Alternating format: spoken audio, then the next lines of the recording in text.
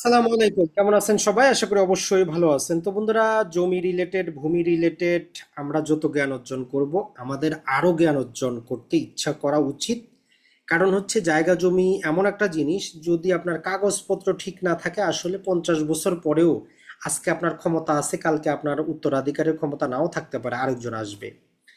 তো এই জাস্ট আজকে একটা আমরা গল্প বলে দিয়ে আপনাদেরকে জাস্ট কি ভিডিওটাই শেষ করে দিব। ধরেন যে গল্পের মধ্যে হচ্ছে যে বাবা অনেক পুরাতন সিএস রেকর্ডে মালিক ছিল। তার দুই ছেলে অ্যাসেট রেকর্ডে মালিক হইল। কয় ছেলে মনে রাখবেন? দুই ছেলে। এখন এক ছেলের ছেলে মেয়ে আছে, অন্য ছেলের অনেক কষ্ট করে একটা মেয়ে হয়েছে। তো মেয়ে মানুষ, যেটা আপনারা ভালো করেই বুঝেন, অত খোঁজ খবর রাখে না। আগের মানুষ, জায়গা জমির দাম কম ছিল। তো ওই দুই ভাইয়ের মধ্যে যে ভাইয়ের মেয়ে আছে, ওই ভাই মারা গেছে।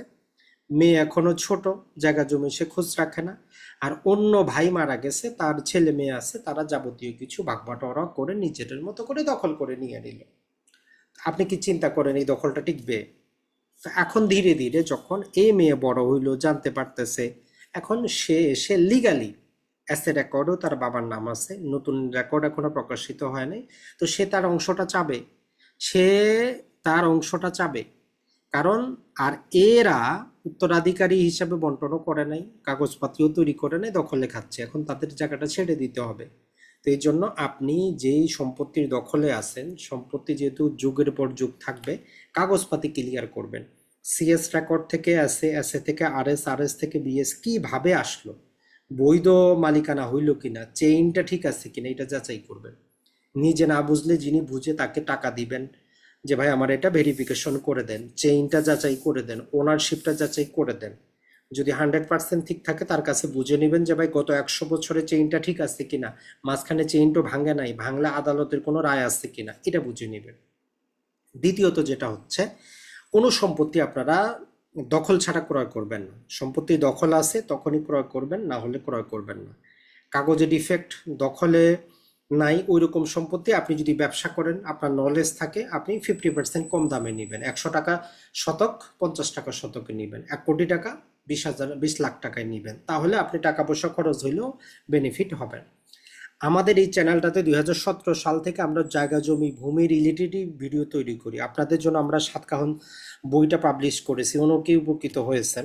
তো আমরা অতি দ্রুত মোটামুটি এক অ্যান্ড্রয়েড অ্যাপস নিয়ে আসার চেষ্টা করতেছি, যেখানে আপনি এই তথ্যগুলা পাবেন, বিভিন্ন কোর্সগুলা পাবেন সেখানে। পাশাপাশি শুধু এই ভূমি রিলেটেড না, আইন রিলেটেড, আয়কর রিলেটেড, আমিনশিপ রিলেটেড যাবতীয় কিছু ওই অ্যাপসের মধ্যে পাবেন। ইনশাল্লাহ আগামী মাসে আমরা অ্যাপসটা পাবলিশ করার চিন্তা ভাবনা করতেছি। দোয়া করবেন সবাই। সাতকাহনের সাথে থাকার জন্য আপনাদেরকে অসংখ্য ধন্যবাদ। তাহলে আজকের যেই আপনাদের উপদেশ, কাগজপাতি ঠিক না থাকলে জমি নেবেন না। নিতে পারেন যদি কম দামে পান, আর ওই দামটা দিয়ে কাগজপাতি ঠিক করতে পারেন, তবেই নিবেন, না হলে নিবেন না।